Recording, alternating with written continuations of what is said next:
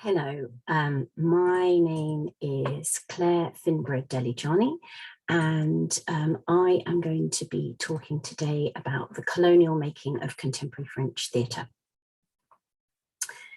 The Molière Theatre Awards 2016. To ensure that the evening ran smoothly, the host came up with a plan which met with gales of laughter from the live audience of 1,000 and many téléspectateurs. Each time an award recipient exceeded the 2 minutes allotted for their acceptance speech, a man on a Segway zoomed up to the podium and tickled them, as you can see here on the left. There are 2 points to be made here. First, on an evening where every one of the 86 nominees, except for one, the comedian and writer Sophia Aram, was white, and the audience of producers, agents, and reality stars was almost exclusively white, this henchman was black. Second, that evening, as the nominees and their guests had filed along the red carpet, a demonstration led by the group Décoloniser les Arts protested about the monochrome nature of French theatre. So this paper today examines the part played by the Colonial in the making of contemporary French theatre.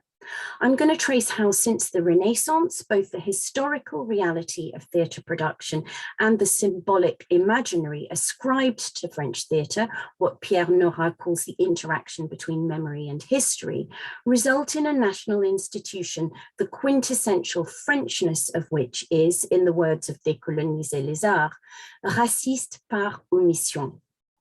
I complement the edited collection, Post-Colonial Realms of Memory from last year, with my proposition that French theatrical heritage is a site that largely silences France's colonial memory. The late 16th century witnessed the birth of a new modern theatre which sought to break with the medieval traditions of religious mysteries and fairground spectacles, developing a cultural form no longer for the masses, but for the elite. As with Greco-Roman theatre, all performance elements were secondary to the text, theatre becoming a subcategory of literature, notably the haut style of poetry, and submitting to the principles of versification and pronunciation. In 1635, the Cardinal Richelieu, Louis XIII's chief minister, oversaw the founding of the Académie Française. The Académie Française was to standardize the French language through the combination of an official dictionary and the systematization of grammar, rhetoric, and poetry, and was also to disseminate these rules, norms, and values across the French state, creating a legitimate French language, I'm quoting, normative, monocentric, and monolingual ideology in the words of Cécile van den Aven in Post-Colonial Realms of Memory. This language would act as a tool for directing public opinion and enforcing the monarch's power. Richelieu's impact on literature, including theatre, was profound, albeit not completely pervasive. In terms of poetic form, the greatest poets, like Corneille, were inventive enough to elude the mediocrities imposed by the Académie Française's dogmatisms. In terms of content, however, censorship was rigorous, Richelieu seeking to purify theatre's subject matter and morality. Actors were prohibited from représenter aucune action malhonnête, ni d'user d'aucune parole lascive ou à double entente qui puisse blesser l'honnêteté publique. Actions and words on stage had to be exempt d'impureté. Theatre was to be dignified, presenting the king and the state as honest. Now, the quarrels over Corneille's Le Cid, the 5-year injunction on Molière's Tartuffe, and the ban on Beaumarchais' Mariage de Figaro a century later, all considered morally suspect or politically subversive, are well known. There's little or no mention, though, of how the Académie Française's project of purification guaranteed that theatre excluded all mention of France's colonial exploits and abuses. In Post-Colonial Realms of Memory, Clare Ducournau mentions that the Académie Française has, she says, harbored a good number of supporters of colonialism over time. I think the Académie Française's colonial associations merit examination. In 1626, Richelieu granted the French trader Pierre Bellin d'Esnambuc permission to create the Compagnie de Saint-Christophe, of which Richelieu was a shareholder, in order to establish plantations on the Caribbean island of Saint-Christophe. In the same year as the founding of the Académie Française, Richelieu created the Compagnie des Îles de l'Amérique, which authorized the colonization of other Caribbean islands. Both of these companies sanctioned slavery. While the French slave trade was only in its incipient stages in the early 17th century, hundreds of thousands of Africans were captured and enslaved under Louis XIV's first minister, Jean-Baptiste Colbert, who drafted the notorious Code Noir of 1685, defining the punitive and abusive conditions in which enslaved people were to be held. In 1672, Colbert was elected to the Académie Française, of which Louis XIV himself was the protecteur. By purifying French theatre, the Académie Française, I think, ensured that no mention of France's colonial abuses was made by the great poets, including Corneille, Racine, and Molière, theatre becoming a lieu de mémoire, a repository of images and ideals which mediated the myth of France as dignified and honest. The Jacobins, like the monarchists, recognized theatre's potential for consolidating power. Instead of an absolutist state, post-revolutionary theatre promoted a republican nation. A series of decrees enlisted theatre in the promotion of official political and moral values, and plays were to retrace the glorious events of the revolution and the virtues of the defenders of liberty. That's according to the decrees. The Déclaration des droits de l'homme et du citoyen accorded rights neither, as we know, to France's colonized subjects, nor to women, or a substantial minority of men in France. Notwithstanding, theatre enabled audiences to imagine the nation as one indivisible social totality, physically uniting spectators in space and time. And of course, they were the fêtes révolutionnaires for doing this as well, and instructing them on their common heritage founded on republican principles of liberté, égalité, and fraternité. Richelieu sought to purify French theatre, preventing poets from undermining the king's absolutism. In Les Règles de l'Art, Pierre Bourdieu argues that during the 19th century, literature was further purified. Due to the fact that censorship was so pervasive during the July monarchy from 1830 to 1848, and owing to the rampant rise of capitalism, which deployed entertainment as consumption, artists including Flaubert, Baudelaire, and Huysmans chose, as Bourdieu puts it, to autonomize their art, i.e. they afforded it autonomy by omitting specific historical, geographical, and social markers. On stage, the théâtre d'art of symbolists, surrealists, and Dada performance espoused, in Bourdieu's terms, art pour art, based on the ideal of a pure, formalist, depoliticized aesthetic, which made no reference to French history, even if social and political critique might obliquely be inscribed in these works. Pierre Nora states in his preface to Realms of Memory, the English translation, that historiography must be a history less interested in causes than in effects, less interested in what actually happened than in its perpetual reuse and misuse, its influence on successive presents, the overall structure of the past within the present. End quote. So I'm now going to examine what has actually happened as a result of what the editors of post-colonial Realms of Memory, Achille Forsdick and Modileanu call state-sanctioned national memory in relation to French theatre. Exclusion of racialized people takes place at just about every level of contemporary French theatre. Yasmine Modestine, who identifies as métisse, describes how at the prestigious Conservatoire National Supérieur d'Art Dramatique, where she studied, it was inconceivable that she might play Shakespeare's Juliet. She was cast as servants, or sometimes as prostitutes, but not in these lead white roles. Gérard Noiriel's chapter in Lieu de Mémoire, Français et étrangers, argues that while immigration forms an essential part of the US national myth of origin, in France it's not an objet légitime de la mémoire nationale. Even though from the second half of the 19th century, France hosted more immigrants than any other European country, immigration is absent from official histories of France, he says. Noiriel goes on to suggest that contrary to right-wing rhetoric surrounding the inability of immigrants, especially from France's former colonies, to identify with dominant French culture, they, and especially their descendants, internalize national culture on a daily basis.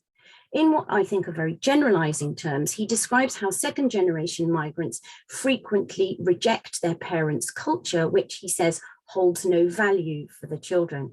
And coming from a post-migrant background myself, I can't really identify with this rejection of my parents' culture. But anyway, what I think that Noiriel omits to mention is that even if these post-migrant children adapt to the host dominant culture, those post-migrants, especially who aren't French passing, can still be excluded, as they are from French theatre companies and casts. The France-based Congolese playwright and director and performer Dieudonné Nyanguna argues that when someone points at the sun, we look at the sun and not at the finger that's pointing at the sun, i.e. we watch the stage, when we watch the stage, we should focus on the subject matter and not on the actor's ethnicity. He's perhaps overestimating the spectator's color blindness, but even though French theatre is overwhelmingly non-realist, there's a dominant tendency by directors to try to justify dramaturgically why certain ethnicities can or can't play certain roles. With regard to playwrights, a handful are global majority, for instance, Dieudonné Nyanguna himself, or else Nassar Jamaï or Leonora Miano and others.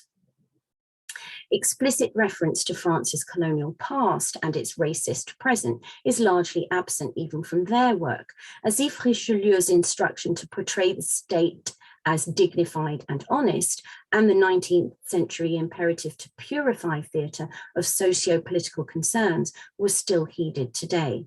For this reason, Eva Doumbia, who's a theatre director of African descent, stated a couple of years ago that when she decided to stage a play on slavery, she noticed the theme simply doesn't exist in French playwriting. At the level not only of content, but also of language, French theatre is an exclusionary lieu de mémoire. In the words of the post-colonial literature specialist Christiane Albert, linguistic standardization, supposedly intended to bring universal Republican values to all citizens, ends up making immigrant or post-migrant communities feel exclus culturellement de la maîtrise du beau langage français. For this reason, no doubt, the theatres of francophone playwrights, including Aimé Césaire, Kate Biasino, Sonny Lamboutancy, or closer to today, Leonora Miano, tend to inherit from the belles lettrices tradition of the Académie Française. In any case, new writing represents only a tiny fraction of what's currently staged in France, so directors tend to draw from the canonical repertoire. Souad Medani, who is head of an arts project for young people, Citoyens Agités, talks of having staged Molière's Le Bourgeois Gentilhomme with young people in a Paris banlieue. An actor from her company, Jorens François, describes « Au départ, on avait pensé que c'était pas pour nous, mais finalement, on a su s'adapter ». French artists from whatever cultural, ethnic, or religious background are expected to s'adapter, to conform, as the young actor puts it. These multiple modes of exclusion conspire towards what Marjorie Nakache, who is the artistic director of the Studio Théâtre de Stein in the Paris banlieue of Seine-Saint-Denis, calls the self-exclusion of non-white audiences. Très souvent, le théâtre institutionnel, ou l'image que peuvent avoir certaines personnes, c'est qu'ils ne se reconnaissent pas. C'est que sur le plateau, il y a une langue qui ne leur appartient pas forcément, donc ils se sentent souvent exclus. All white casts presenting seasons of plays written by canonical French playwrights, from which mention of France's imperial past and its legacies of social and racial injustice are elided, are not likely to appeal to France's broad and diverse demographic. Eva Doumbia recounts how, when directing a play in Marseille, she kept insisting that her actors drop their local and their banlieue accents, till she took note of the white, centralized institutions that homogenize language across French theatre. The stage director David Bobet, heavily involved in Décoloniser les Arts, alludes to the conservation of standard French in theatre. C'est la question de la langue, la question d'un théâtre qui est un conservatoire d'une certaine langue, d'une certaine culture, d'une langue qui est le français normalisé. C'est même pas l'accent parisien, c'est l'accent de théâtre. C'est la façon dont on enseigne dans les écoles de théâtre. Ce français d'office se pose et cela met tout de suite à la porte toute une partie du public. The editors of post-colonial realms of memory refer to the continued practice of stage management and control associated with official narratives and memory practices. From the poetic au style of early modern theatre to the dictionary and official poetics of the Académie Française and the post-revolutionary initiatives to standardize French language, France has constricted the ways that plays are written and performed. No doubt for all these reasons, Kader Awan, himself from a Paris banlieue, who's now a theatre director and the producer of one of France's most successful stand-up comedians and actors, Jamel Debbouze, says post-migrant French youth shouldn't even bother with theatre. Écrire, jouer, ça leur parle vachement, et le théâtre, c'est un vieux truc pour eux. Je vois pas Molière ou Musset comme un passage obligé. Franchement, je m'en fous et je m'ennuie un peu dans ces pièces. C'est comme avec la poésie. Les gamins s'intéressent à la poésie à travers le rap. For Kader Awan, rap or stand-up comedy are democratized forms. While I agree with this, I wonder if he ghettoizes post-migrant French citizens by automatically assuming that theatre has to be high culture and that they might have no interest in it. In a truly egalitarian Republican utopia, all French citizens, including those from racialized backgrounds, should be able to access theatre, whether as artists, administrators, or audiences. As Pierre Nora states, memory is always a phenomenon of the present. The national memory of French theatre is politicized in such a way that it excludes post-colonial artists and audiences. In spite of ongoing exclusion, however, a small yet exponentially growing number of theatre makers, including Nasser Jamaï, Caroline Gruella-Nguyen, Dieudonné Nyanguna, and Outre-mer artists like the Guadeloupean Stéphanie Mélion-Renette are gathering together into what one might term contemporary post-colonial francophone theatre. And I'm just going to share an image of them. Why not? Pourquoi pas? One moment.